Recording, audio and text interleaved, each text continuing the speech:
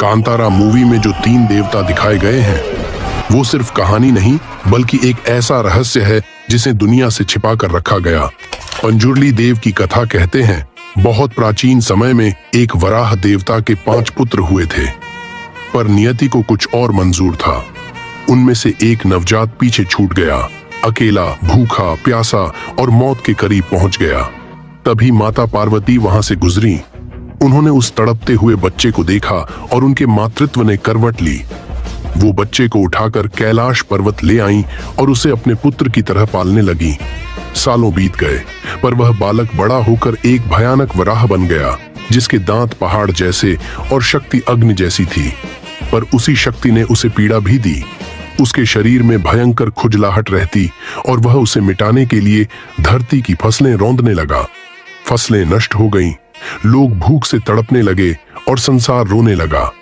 तब भगवान शिव ने यह सब देखा और सृष्टि के कल्याण के लिए उस वराह का वध का निश्चय किया। लेकिन जब माता पार्वती ने सुना कि उनके पुत्र का वध होने वाला है, तो वे शिव के चरणों में गिर पड़ी। प्रभु, उसका वध मत कीजिए। शिव ने माता की प्रार्थना स्वीकार की। उन्होंने वराह का वध तो नहीं किया, पर कहा, अब तू कैलाश नहीं लौट सकेगा। धरती पर रह और मानवों व उनकी फसलों की रक्षा कर। और तब से वह वराह पंजुर्ली देव कहलाए, धरती की रक्षा करने वाले दैवीय रक्षक। अब आती है कथा गुलिक देव की। एक बार भगवान शिव के गण एक यज्ञ कर रहे थे। उसी यज्ञ की राख से एक पत्थर निकला, जिसे शिव ने आशीर्वाद देकर धरती पर फेंक दिया। और उसी पत्थर से उत्पन्न हुए गुलिक देव। उनका स्वभाव जन्म से ही अग्नि जैसा उग्र था। भगवान विष्णु ने उन्हें नीलू आसन नामक स्त्री के गर्भ से जन्म लेने का श्राप दिया। जब गुलिक देव का जन्म हुआ तो धरती कांप उठी, क्योंकि वो बालक भूख से पागल था। वह जो भी देखता खा जाता, यहाँ तक कि घोड़े और हाथियों का खून भी पी जाता था।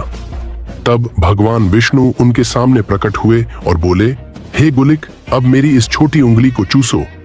और जैसे ही गुलिक ने उंगली चूसी, उनकी भूख शांत हो गई। विष्णु जी ने उन्हें आदेश दिया, अब तू धरती पर रहेगा और मनुष्यों की रक्षा करेगा। तभी से गुलिक देव धरती के रक्षक देवता बन गए। समय बीतने के साथ दोनों की शक्तियां इतनी बढ़ गईं कि उनके बीच अहंकार की अग्नि जल उठी। एक दिन भयानक युद्ध हुआ। तभी माता पार्वती प्रकट हुई। उन्होंने दोनों को शांत किया और कहा, तुम दोनों भाई हो, धरती तुम्हारी माता है, अब साथ मिलकर उसकी रक्षा करो। तब से पंजुर्ली देव और गुलिक देव धरती पर साथ रहते हैं, और जिनके घर ये दोनों पूजे जाते हैं वहां न तो दुष्ट शक्तियां आती हैं, न ही फसलों का नाश होता है। ऐसे रहस्य के लिए हमारे चैनल को सब्सक्राइब करें।